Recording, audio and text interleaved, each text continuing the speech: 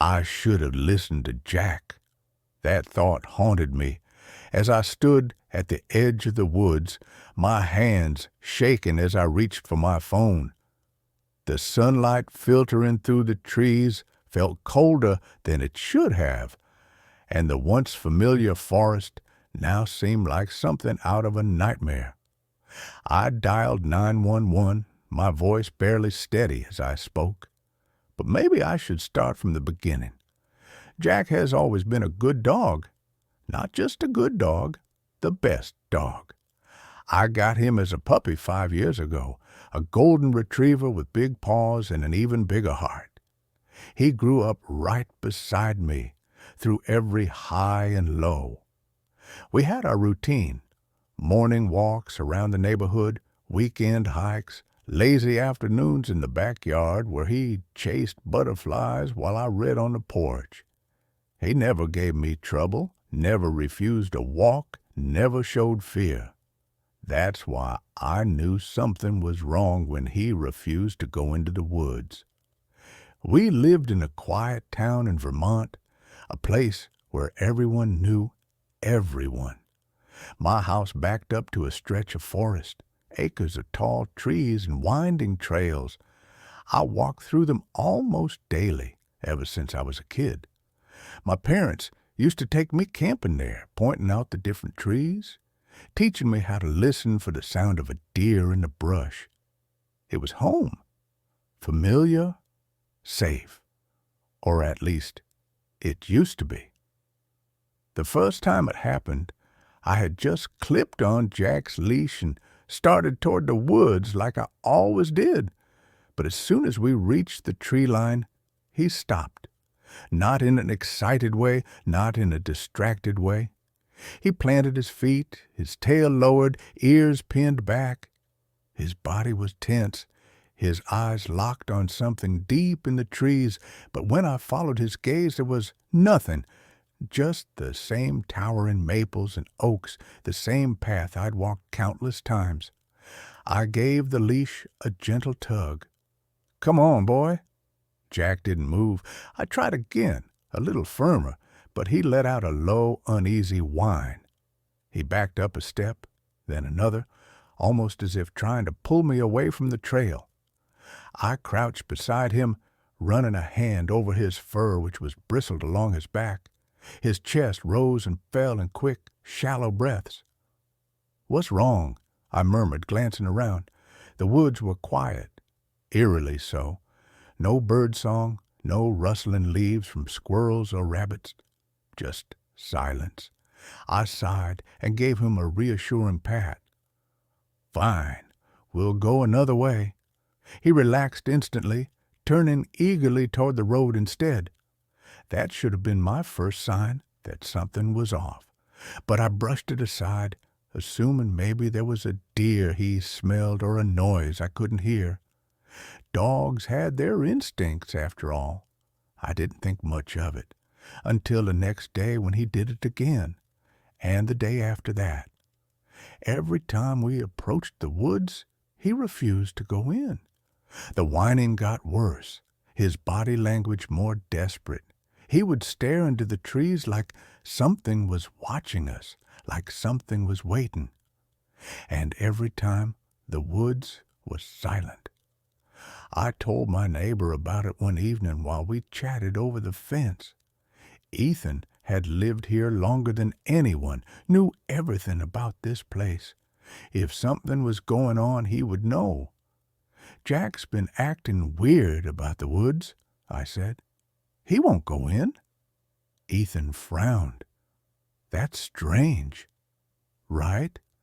He's never been scared of anything before, but now it's like he thinks there's something dangerous in there." He rubbed his chin thoughtfully. "You hear about that missing hiker?" I blinked. "What?" He nodded toward the trees. "Guy from out of town was camping up that way about a week ago. Never came back." A chill ran down my spine. "Did they find anything?" "Not that I heard. Just vanished." He shook his head. "It's strange, but you know how the woods can be. People get lost." happens more often than you think. That night, I couldn't stop thinking about it. The way Jack acted, the way the woods felt different, the missing hiker. It had to be a coincidence. It had to be. But something gnawed at me, a feeling I couldn't shake. And then, 3 nights later, Jack woke me up. It was nearly 2 in the morning when I felt him nudge me, his cold nose pressing against my hand. I groaned, blinking in the darkness. "Jack, what?" Then I heard it, a sound from the woods. Not the usual rustling of branches, not the distant hoot of an owl. It was different, a low rhythmic sound, almost like a whistle. Not a bird's call, not wind, something else. Jack let out a quiet whimper, pressing against me.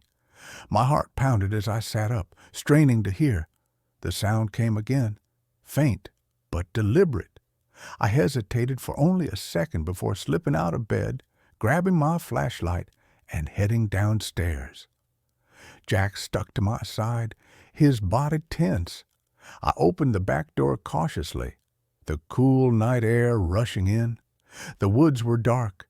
Shadows stretched across the ground, shifting with the movement of the trees. I clicked on my flashlight, sweeping the beam across the edge of the forest. Nothing. Then the whistle came again. Jack growled, his body low to the ground. He was afraid, and Jack never growled. I swallowed hard. Every instinct told me to turn around, to lock the door, to pretend I hadn't heard anything. But another part of me, a deeper, stubborn part, needed to know, needed to see. Slowly, cautiously, I stepped toward the tree line. Jack whined, his tail tucked. He pawed at my leg as if begging me to stop. I hesitated, shining my flashlight deeper into the woods. The beam landed on something up ahead, something out of place, a backpack. A chill spread through me as I recognized it from the news report. The missing hiker, Daniel. Jack barked sharply, a sound of warning, of urgency. My breath caught in my throat. Then, from the darkness, something moved. I turned and ran. Jack bolted beside me, his leash still in my grip, dragging me forward. My heartbeat thundered in my ears as we sprinted back toward the house. I slammed the door shut behind us, locking it, my chest heaving. I grabbed my phone and dialed 911. "What's your emergency?" I sucked in a breath, still shaking. "There's something in the woods." The operator's voice barely registered over the sound of my pulse hammering in my ears. My hands were shaking so badly I almost dropped the phone. Jack stood by my side, his body pressed against my leg, his breath quick and shallow. He wasn't growling anymore, but his ears were pinned back, and his tail was tucked so tightly it almost disappeared beneath him. "What's your emergency?" the operator asked again. I swallowed, trying to steady my voice. I found a backpack in the woods. I think it belongs to the missing hiker." There was a pause on the other end of the line. "Are you safe?" I turned my head, staring at the window that faced the woods. The darkness beyond the glass felt suffocating, heavy, as if something, or someone, was just beyond the tree line, waiting. "I think so," I said, though I wasn't entirely sure. But there was something out there. And then the whistle came again. They moved, not toward me, but as one, rising in a slow, fluid motion. Something about the way they did it made my stomach twist. Too smooth, too unnatural. My heart pounded as the figure took a step forward. "Who are you?" My voice came out more panicked than I intended. No response. Just silence. I could hear my own breathing, sharp and uneven. Jack was rigid beside me, every muscle in his body primed to lunge. My instincts screamed at me to run, but my feet wouldn't move. Then, just as suddenly as they had appeared, the figure turned and walked away, deeper into the trees, not running, walking, calm, unhurried, like they knew I wouldn't follow. I should have been relieved, but instead I felt even worse. Jack whimpered at my side, pawing at my leg as if urging me to leave. I didn't need to be told twice. I took one last glance toward the darkened path, then turned and sprinted toward the house. Jack kept pace with me, his breath coming in quick huffs. The moment we broke through the tree line, I felt like I could finally breathe again. The house was just ahead, the porch light casting a warm glow against the darkness. I stumbled up the steps, fumbling with the lock before shoving the door open and slamming it shut behind me. Jack paced restlessly by the door, letting out occasional low whines as if he was still on high alert. I braced myself against the wall, forcing in deep, steady breaths. I reached for my phone, but the signal was still gone. I stared at the screen, dread curling in my gut. I needed to know if Ethan was okay, but I wasn't going back out there, not alone. Minutes stretched into an eternity. I kept checking the window, half expecting to see movement in the darkness. But there was nothing, just the endless trees and the heavy weight of silence. Then, finally, flashing red and blue lights cut through the night. I rushed to the door as another patrol car pulled up, 2 officers stepping out. One was a woman with short dark hair, her face set in a serious expression. The other was an older man with a firm jaw and sharp eyes. They both looked tense. "Are you the one who called us in?" the woman asked. I nodded, opening the door. Jack stuck close to my side, his tail still stiff. "Where's Officer Ethan?" the man asked. I swallowed hard. "He went into the woods to check out the backpack. He never came back." The 2 officers exchanged a look. The woman pulled her radio from her belt and spoke into it. "Dispatch, we've got a missing officer, requesting immediate search assistance." I rubbed my arms, trying to chase away the lingering chill. "There was someone else out there," I said. "I saw them." The male officer turned to me. "What did they look like?" I hesitated. "I don't know. It was dark, but they were just standing there watching. And then they walked away, just walked, no rush, nothing." The woman lowered her radio, eyes sharp. "Which way?" I pointed toward the woods. "They went deeper in." She turned to her partner. "We need to move." They didn't hesitate. The 2 of them headed straight for the woods, flashlights cutting through the darkness. I watched from the porch, my stomach twisting. I didn't realize I was holding my breath until I saw them stop just inside the trees. The man bent down, shining his light at something on the ground. My throat went dry. Ethan's flashlight. The male officer picked it up, clicking the button a few times. Nothing. It was completely dead. He exchanged a few words with his partner, then lifted his radio. "Dispatch, we have a visual on the officer's last known location. No sign of him yet. Continuing search." Jack whined beside me. I absently ran my fingers through his fur, trying to convince myself that everything would be fine, that Ethan would turn up, that this was all just some misunderstanding, some awful coincidence. Then the whistle came again, closer this time, clearer now, sharp against the stillness of the night. My breath caught in my throat as Jack stiffened at my side, a low growl rolling from deep in his chest. The 2 officers in the woods froze, their flashlights scanning the darkness around them. I gripped the porch railing, my knuckles turning white, and then, from somewhere beyond the trees, a voice called out, "Help!" It was faint, distant, but unmistakable. My heart pounded. "That's Ethan!" the male officer shouted. The woman turned back toward the house, her eyes locking onto mine. "Stay inside. No matter what you hear, do not come out." I barely had time to nod before they took off, moving quickly but cautiously, their flashlights bouncing wildly as they disappeared into the thick of the trees. The moment they were gone, the silence returned, swallowing everything whole. I glanced down at Jack. His ears twitched, his body pressed so tightly against my leg I could feel his quick, shallow breaths. I ran a hand down his back, trying to calm him, but my own hands were trembling.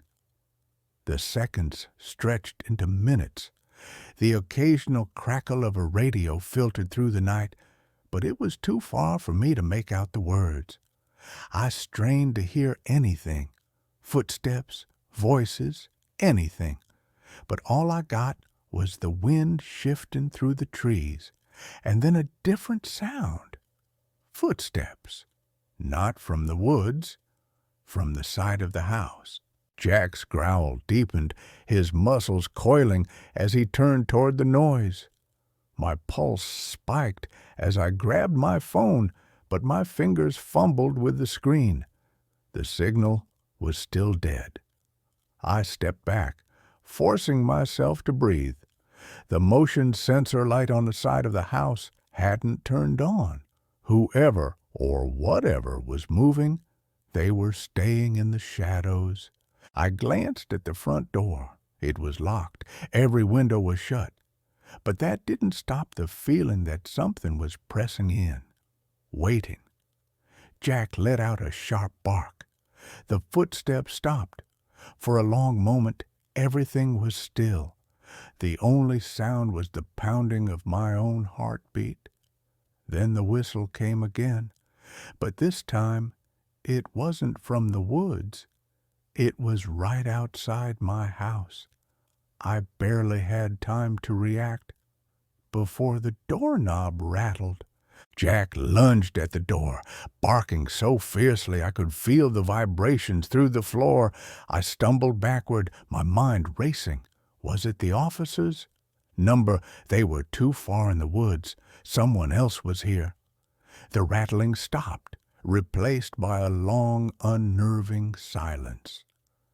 Jack continued to bark, his nails scratching against the hard wood. I forced myself to move, to grab the nearest thing I could use as a weapon, a heavy flashlight sitting on the table by the door. The house felt like a trap. No matter which direction I looked, I couldn't shake the feeling that I was being watched. Then the sound of footsteps, retreating. Jack's barking slowed, but he didn't relax. His body stayed rigid, his ears perked, his head turning as he listened. I took a breath, my chest tight. I needed to see who it was. Slowly, gripping the flashlight like a lifeline, I stepped toward the window. Jack followed, his tail low, his body brushing against my leg. I reached the window, peering through the blinds, my heart hammering. At first, I saw nothing, just the yard, the edge of the trees, the faint glow of the patrol car's lights reflecting off the grass. Then, movement! A figure stood at the far edge of the yard, just before the woods, too far to make out their face, too still. My fingers clenched around the blinds, my breath hitching. They weren't moving, they were watching. Garrison fell silent. Then the voice came again. "Help me." Same words, same exact tone, like a recording. Ice crawled through my veins. Bailey barked furiously, snapping me out of my frozen state. I didn't wait to analyze it. My feet moved before my mind could catch up, dragging Bailey with me as I turned and bolted toward the house. Branches whipped past, scratching my arms, snagging my jacket, but I didn't slow down. The trees blurred together, the path to my backyard burning into my vision. The house came into view, porch light still off, the front door a beacon of safety. I pushed harder, lungs burning, muscles screaming. Bailey barked again. Then I heard it. Footsteps, not mine. Something was chasing me. I didn't dare look back. I hit the porch at a sprint, nearly tripping as I yanked the door open and shoved myself inside. Bailey followed, and I slammed the door shut, locking it with shaking fingers. My back pressed against the wood, breath ragged, ears ringing, hands trembling uncontrollably. I turned, peering through the peephole, barely able to focus through the adrenaline. The yard was empty. The woods were still. Bailey paced beside me, body tense, eyes locked on the door. Then, just as I was about to step away, I heard it. Not from the woods, not from outside, from inside the house. The whistle. It came from inside the house. Every nerve in my body froze. My breath caught in my throat. Bailey went rigid beside me, ears flicking toward the sound. My grip on the flashlight tightened until my knuckles ached. My mind scrambled for an explanation, any explanation, that didn't send a fresh wave of terror through me. I had locked every door. Every window was shut. I wasn't alone. Bailey's low growl rumbled beside me, his fur bristling, his body coiled, ready to lunge. I swallowed hard and forced my feet to move. My breath was shallow as I turned toward the hallway. The darkness inside felt thicker than it had outside. Shadows stretched in ways that didn't make sense. Another whistle. Further inside, I crept forward, heart pounding. Bailey stayed close, his soft footsteps the only sound aside from my own shaky breaths. At the kitchen doorway, I hesitated, then slowly peeked around a corner. Nothing. The kitchen was empty. Just as I had left it, the back door was locked, the windows untouched. My fingers trembled as I swept the flashlight across the room. My reflection in the dark window startled me for a second, but there was no movement, no figure lurking in the shadows. Then the floor creaked. Not behind me, upstairs. I sucked in a sharp breath. My stomach twisted. There was no one else in this house. There shouldn't have been. Bailey let out a soft whimper, his tail tucking. He didn't like this. Neither did I. I forced my feet to move. Step by step, I approached the staircase. My grip tightened around the flashlight as I lifted my gaze. Another creak, slow, deliberate. Bailey growled low, pressing against my leg. He wanted to charge. I wasn't sure I wanted to know what was up there. I took a breath, gripping the banister, and placed my foot on the first step. It barely made a sound. Another step, another whistle. It was close now, too close. At the top of the stairs, I hesitated. The hallway stretched before me, lined with closed doors. My bedroom, the guest room, the small office I barely used, all closed. Just as I had left them. Bailey was right beside me, ears perked, body tense. I swallowed, my fingers slick with sweat, as I reached for the nearest doorknob, my bedroom door. Slowly, I turned it. Click. I pushed the door open. Empty. My bed was undisturbed. The blanket still folded from that morning. The window was locked, nothing out of place. And yet, something was wrong. Then I saw it. The closet door, slightly open, an inch. I knew for a fact I had closed it. I always did. The flashlight trembled in my grip as I stepped forward, my pulse hammering. Bailey's growl deepened, his body lowered, muscles coiling ready to lunge. I reached for the door. Something inside moved, a breath, barely audible, but undeniable. Bailey barked. I yanked the door open. Nothing. Clothes hung neatly in their place, shoes lined against the back wall, no gaps, no shadows big enough to conceal anything, but I had heard it. I knew I had. Bailey stepped forward, sniffing the air, ears twitching. He didn't bark again, didn't growl, but he was still uneasy. I backed out of the room, shut the door, and gripped the handle longer than necessary before turning away. I needed to leave now. Took a step toward the stairs. The whistle came again, but this time it was outside. Bailey barked sharply, spinning toward the window. My stomach clenched. I moved fast, peering outside. The yard was empty. The trees stood silent. No wind, no movement. But I could feel it. Something was watching.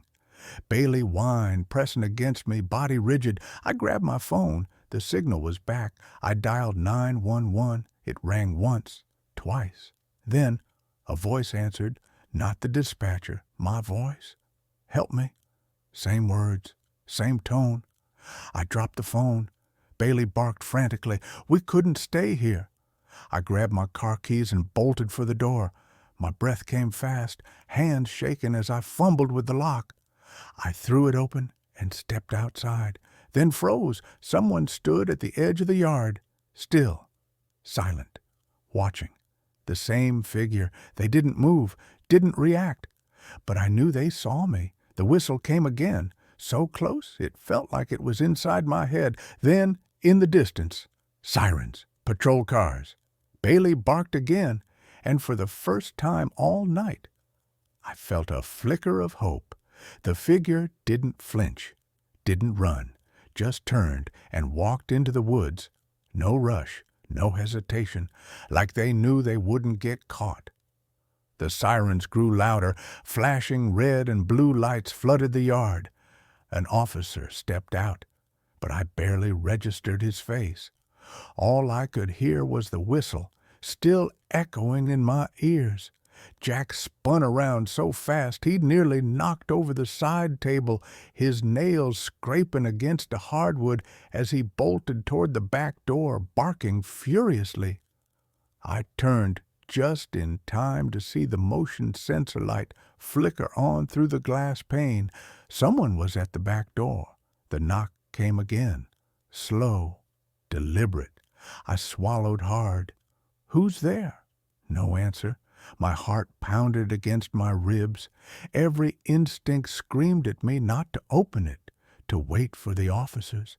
But I couldn't just stand there waiting for whatever this was to come to me. I grabbed the nearest weapon I could find, a fireplace poker from the stand near the kitchen. The weight of it in my hand was cold, solid, a reminder that I wasn't completely defenseless. Jack didn't stop barking. His body pressed against the door. I stepped closer, every muscle in my body tensed. The light outside flickered for a second, casting strange shadows across the yard. And then I saw it. A figure stood just beyond the glow of the light, perfectly still. I couldn't see their face, couldn't make out any features, but the shape of a person was unmistakable. They weren't moving. They were just standing there, watching. A chill crawled up my spine.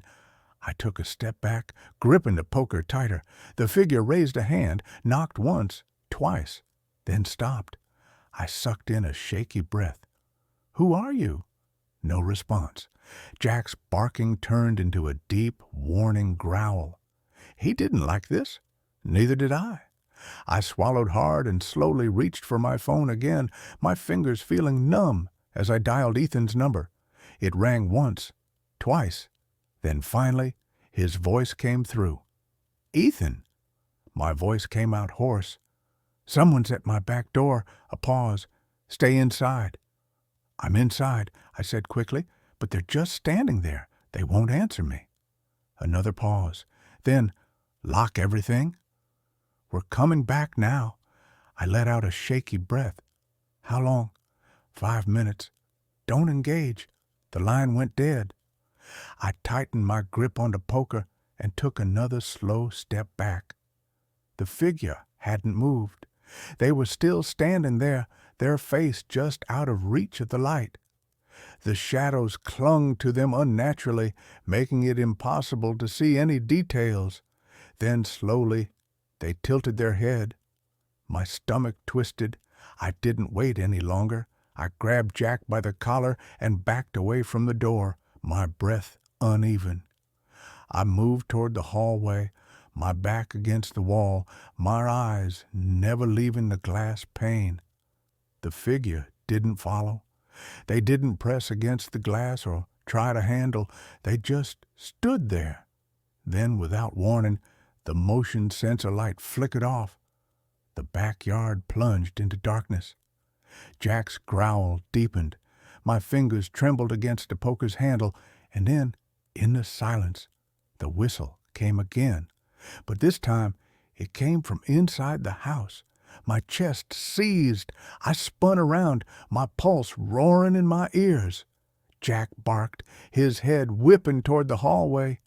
The whistle came again, this time longer, drawn out. It was coming from upstairs. I couldn't breathe. I couldn't think. The footsteps outside, the knocking at the door. They had been trying to distract me. But something else had already gotten inside. Jack's barking turned frantic. He paced beside me, his tail stiff, his body language screaming that something was wrong. I forced my legs to move. My hands trembled as I raised the flashlight, pointing it toward the stairs. The beam flickered slightly, shaking from the adrenaline coursing through me. The whistle came again, then a soft creak, like a door opening. My throat tightened. Every instinct told me to run, to get out of the house and into the safety of the patrol cars that were on their way. But another part of me, some foolish, terrified part, knew that if I ran now, whatever was inside would always be inside. I had to see. Slowly, I moved toward the stairs, Jack right beside me. Each step groaned under my weight.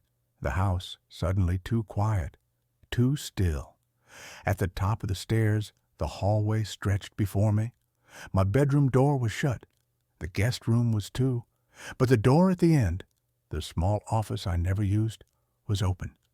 I swallowed hard. My flashlight beam wavered as I aimed it inside. The room was empty, completely untouched, but the window was open. Jack let out a low growl, his ears pinned back. I moved forward, my legs like lead, and peered out the window. The backyard stretched below, still shrouded in darkness. The motion light had come back on, illuminating an empty yard.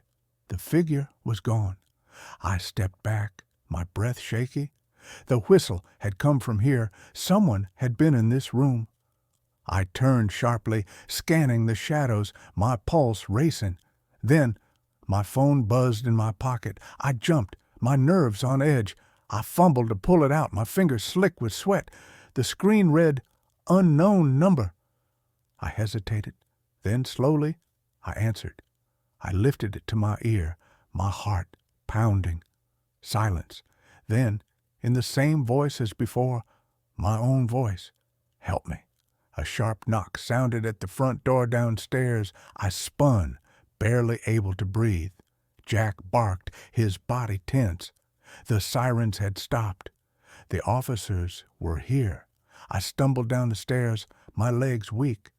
My fingers fumbled with the locks before I yanked the door open. Ethan stood there, his flashlight raised. Behind him, 2 more officers scanned the yard. His eyes locked onto mine. "Are you okay?" I opened my mouth, but no sound came out. I turned, looking back inside the house. The hallway stretched before me, silent, empty. The whistle was gone. Ethan followed my gaze, his jaw tightening. Then, from somewhere deep in the woods, the whistle came again. My breath shuddered out of me, my body still tense. I waved the flashlight around, waiting for something to shift, waiting for something to move. Nothing. I exhaled sharply, rubbing my forehead. Maybe I was losing it. Maybe the fear, the exhaustion, was making me hear things. Jack whined, nudging my leg. I turned to him, ready to reassure him, and then I saw it. A footprint, right beside my bed. My stomach twisted as I slowly raised the flashlight. More footprints, faint, but there, leading from the closet to the window. Whoever or whatever had been inside my house had been standing right next to my bed, watching. My hands trembled as I backed away. I couldn't stay here. I needed to get out. I needed Ethan. I turned, ready to rush downstairs, and then my phone buzzed in my pocket. I nearly dropped it in my panic, my fingers fumbling to pull it out. The screen flashed. Unknown number. Not Ethan. I hesitated, then, with shaking hands, I answered. Hello? Silence, then a whisper. My own voice. Help me?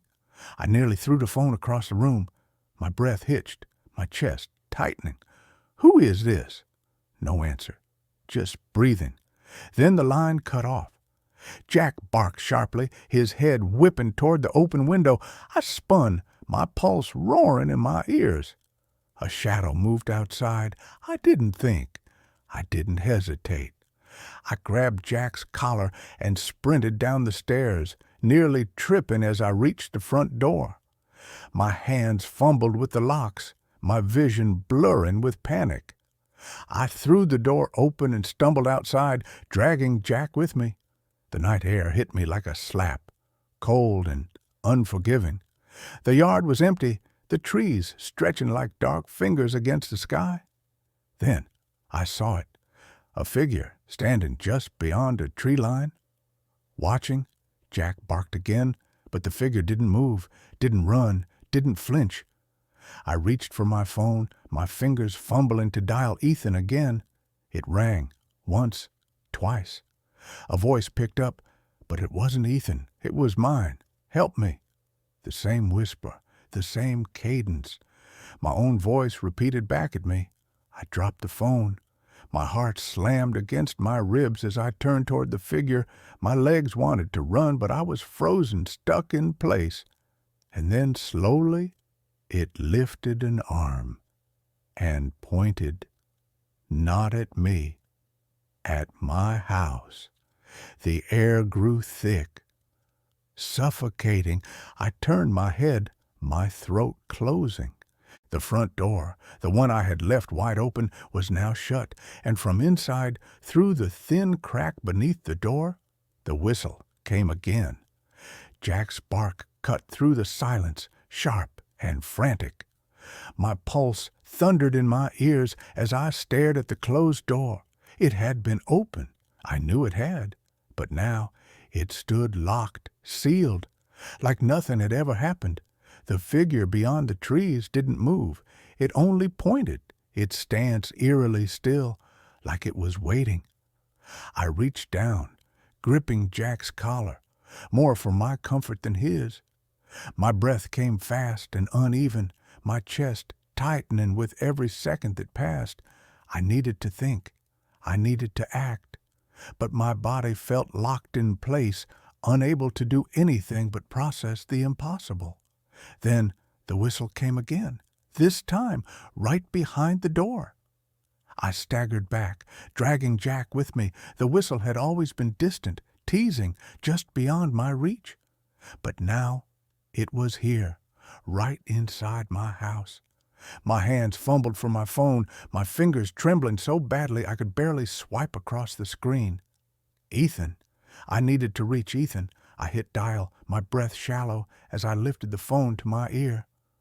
The call connected. Static crackled on the other end.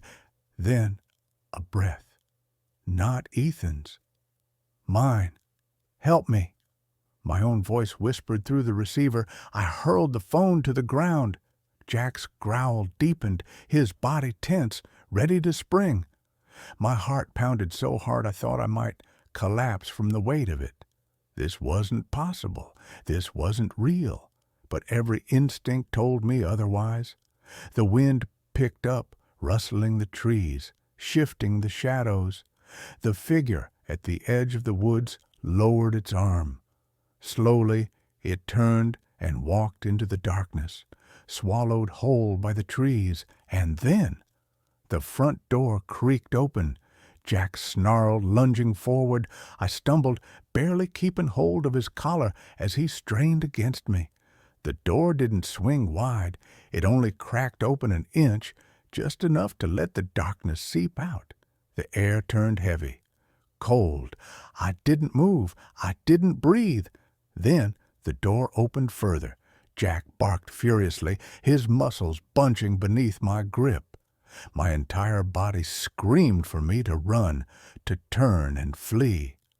But something held me there, something beyond fear, something deeper.